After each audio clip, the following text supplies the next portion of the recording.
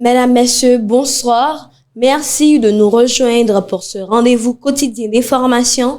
Au sommaire aujourd'hui, tension à Soueïda, intervention des forces gouvernementales. Nouveau affrontement entre l'armée malienne et les rebelles du FLA. Paul Biya annonce sa candidature à un 8e mandat présidentiel. À Taïbé, diplomates et responsables religieux alertent sur la montée des violences des colons israéliens. Crise gouvernementale en Israël, la coalition de Benjamin Netanyahou vacille, l'extrême droite renforcée. Et pour finir, le Japon alerte sur l'escalade militaire chinoise dans son rapport annuel de défense. Nous commençons ce journal direction la Syrie, tension à Soueïda, intervention des forces gouvernementales.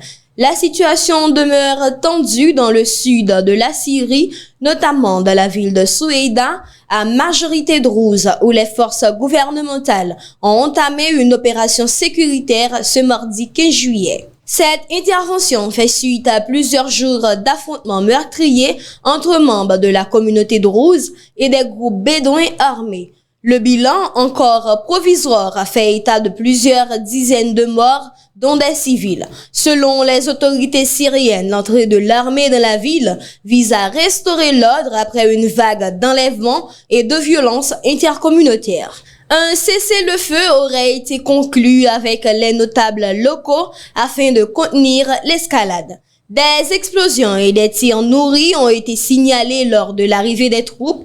Un couvre-feu a été instauré. Les autorités locales demandent à la population de limiter leurs déplacements et de coopérer avec les forces de sécurité.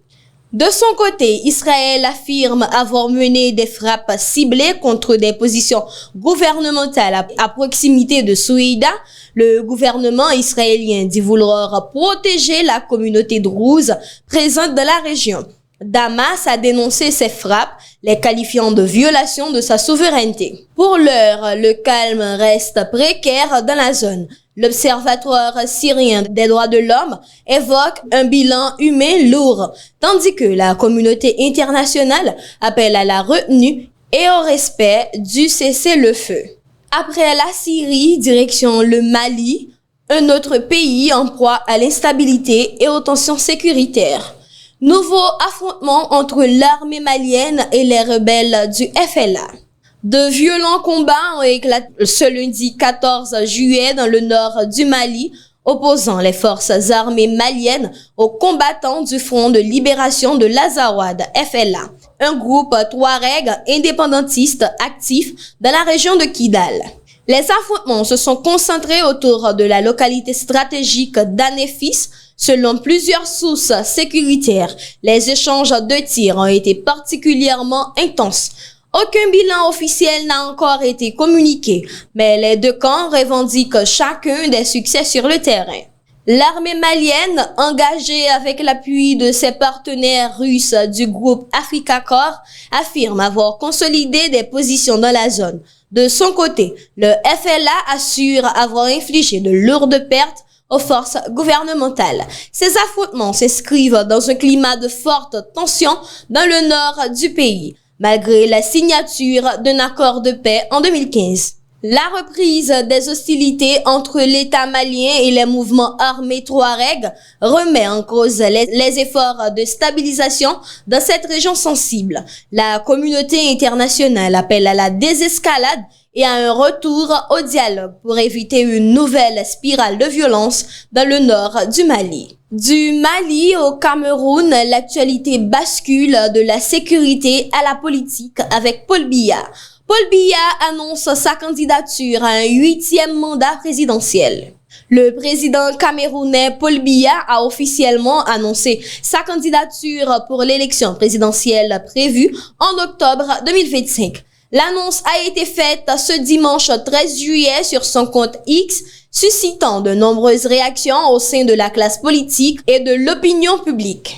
Âgé de 92 ans, Paul Biya dirige le Cameroun depuis 1982, ce qui fait de lui l'un des chefs d'État les plus anciens au pouvoir dans le monde. Sa volonté de briguer un 8e mandat intervient dans un contexte marqué par des interrogations persistantes sur son état de santé et sa capacité à gouverner. Dans les heures qui ont suivi cette déclaration, plusieurs voix se sont élevées pour exprimer leurs préoccupations.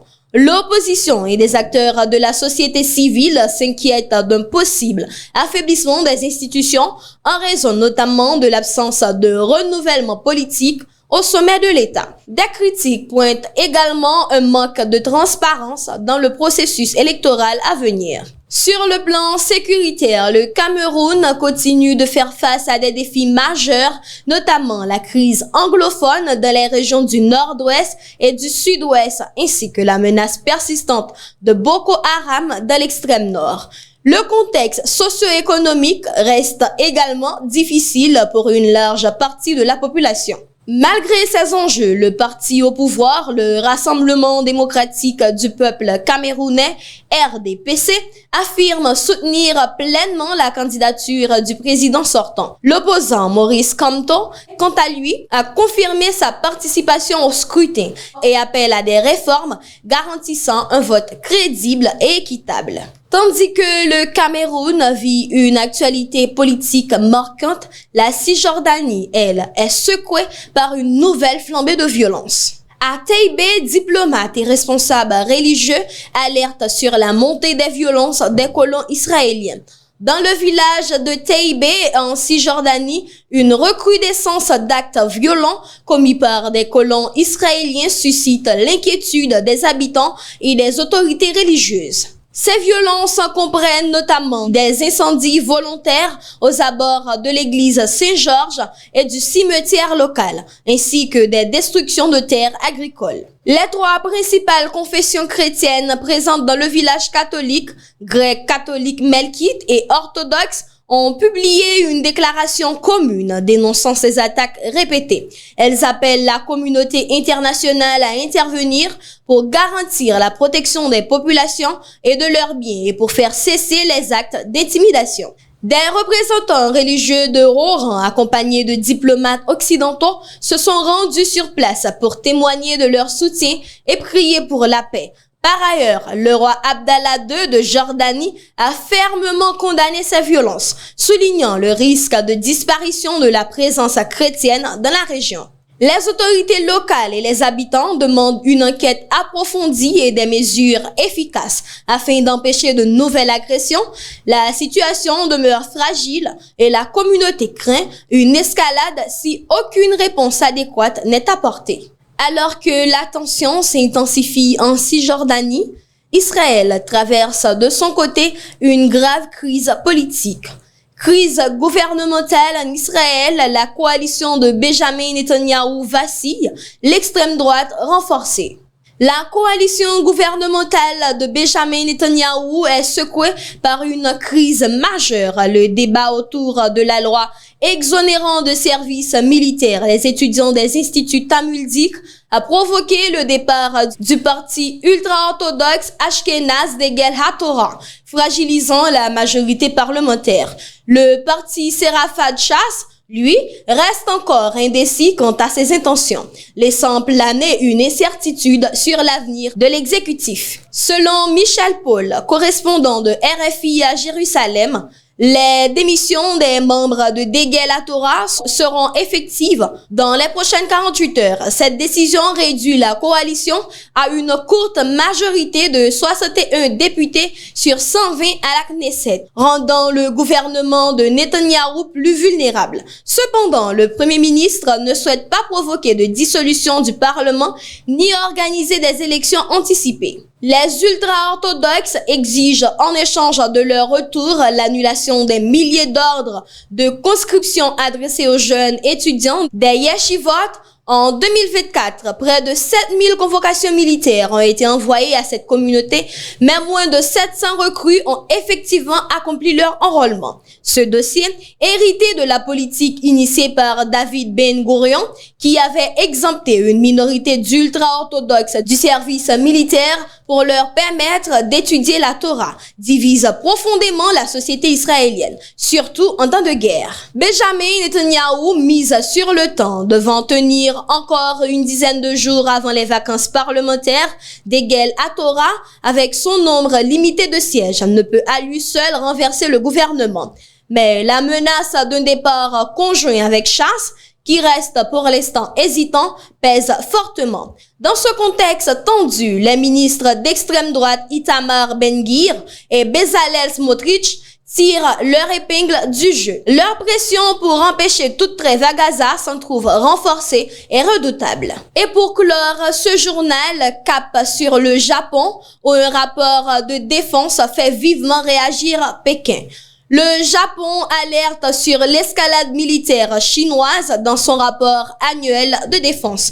Dans son rapport annuel de défense publié ce mardi 15 juillet, le Japon met en garde contre la montée des activités militaires de la Chine dans la région, qu'il considère comme une menace sérieuse pour sa sécurité nationale. Le document validé par le gouvernement du Premier ministre Shigeru Ishiba détaille une série d'incursions et de démonstrations de force de l'armée populaire de libération aux abords du territoire japonais, notamment en mer de Chine orientale et de la zone taïwanaise. En réaction, Pékin accuse ce rapport d'exagérer la prétendue menace chinoise. Parmi les incidents relevés, le rapport souligne qu'en août 2024, un appareil militaire chinois a pénétré pour la première fois dans l'espace aérien japonais, un acte qualifié de violation grave de la souveraineté. En septembre, une flotte chinoise incluant un porte-avions a traversé le détroit entre deux îles japonaises